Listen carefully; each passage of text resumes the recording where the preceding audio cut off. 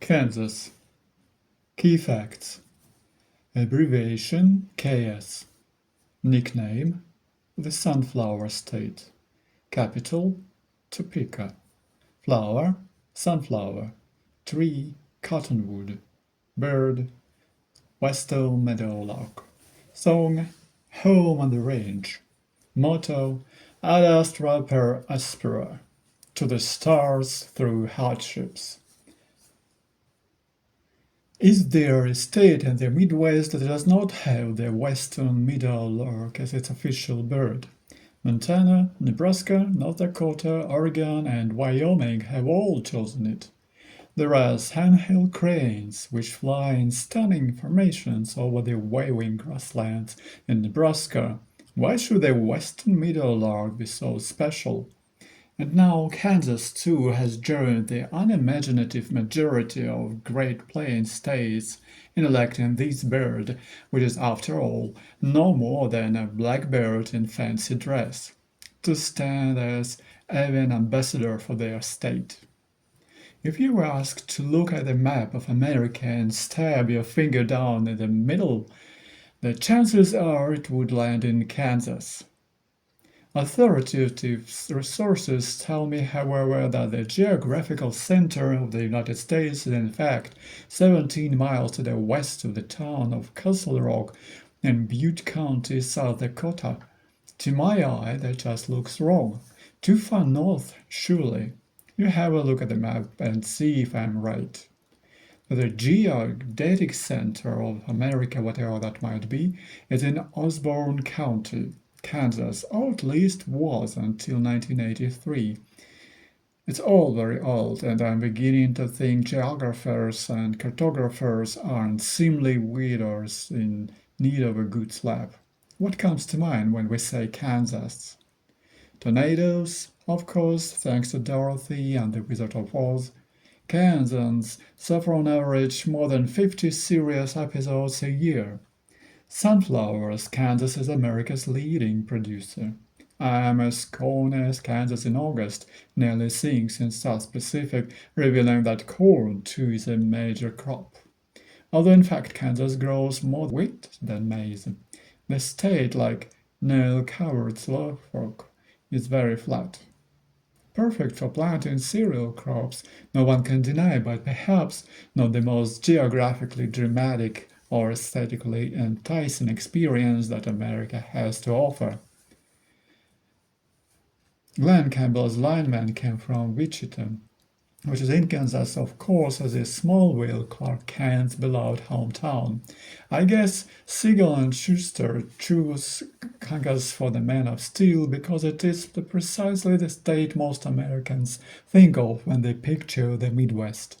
In other words, where it is geographically or geodetically central or not, Kansas is in many respects the emotional and cultural heart of the Midwest, which is itself often referred to as America's heartland.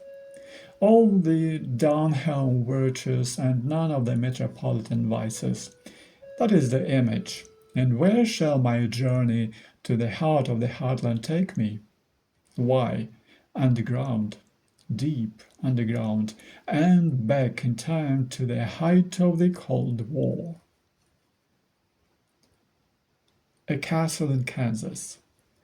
Somewhere in the wilds of Shawnee County, 25 miles or so from the state capital Topeka, past battered, storm-shattered shacks that look as though Dorothy and Toto might still be living in them, I find Sapterry Castle, the home of Ed and Diana Peden. They look like what they are, gentle, aging hippies who do with a good steak and kidney pie and a pint of ale inside them. How strange then they should choose to live in a place that was designed to be able to deal out remote megadeath at the push of a button. The Pedants were the first people to buy and convert an American underground missile launch complex into a home.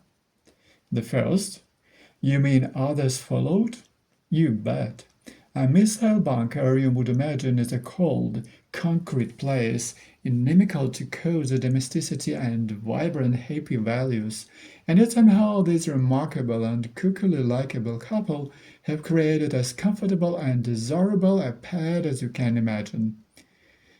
The American military built the complex in the early 60s at a cost of around $4 million, a vast sum in those days. The parents bought it for $40,000 20 years later in 1982. It was constructed originally to house a 78-foot-long Atlas missile, essentially a long rocket with an A-bomb built in. Everything about this place is massive. The main door weighs 47 tons, and the walls are 18 feet thick, all designed to withstand a nuclear blast. The rocket would lie on its side and be erected. It enjoys the innuendo of this and repeats its various forms many times until I take pity on him and laugh into an upright position, so the chamber, as you might imagine, is more than double height.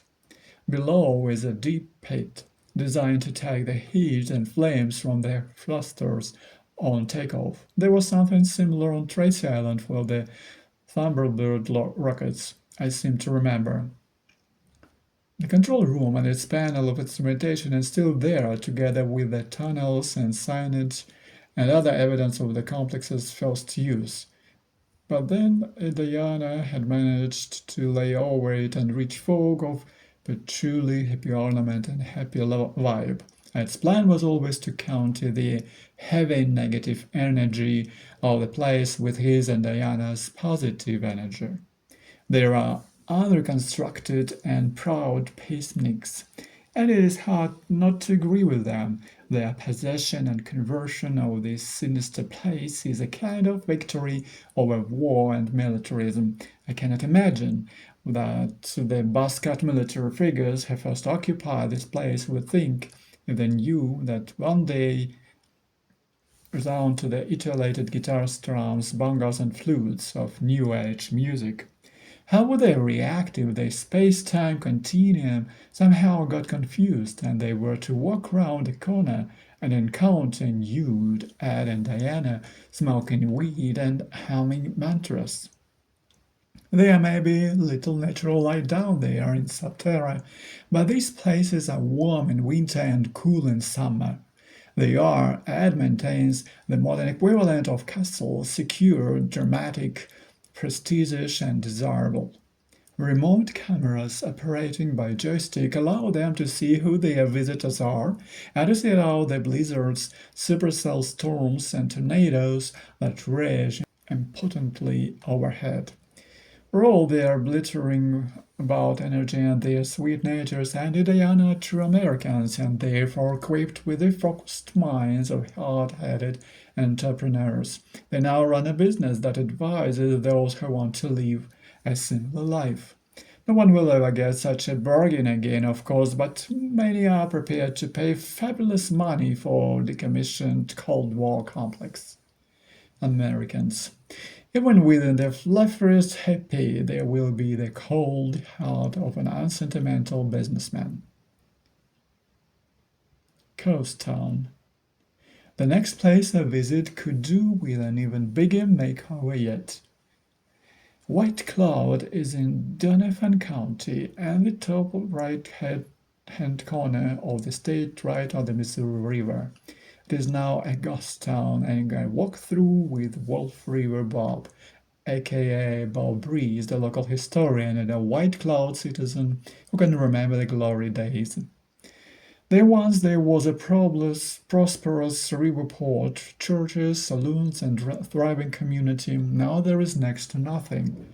No shops are open, despite signs inviting me in for ice creams and sodas. Another sign points to a lookout on the hill from where, on a clear day, 4 states can be seen: Kansas, Nebraska, Missouri, and Iowa. In a land so huge, not every town can be connected to mainstream America. It seems that a river port like White Cloud is too far from the interstate and the railway. to stay prosperous in the modern world. It has no USP, as they say in business these days, no unique selling point which can bring business or tourism flock into it. White Cloud is just another town, and despite Bob's efforts, it looks as though its decline is permanent. Maybe that is where its future lies. A little more dilapidation, some artful sagebrush and tumbleweed, and we could have a heritage ghost town on his hands. The day is ending. I drive to my Topeka hotel and collapse on a hammock. Tissues must be restored and energies recharged for the long journey south into neighboring Oklahoma.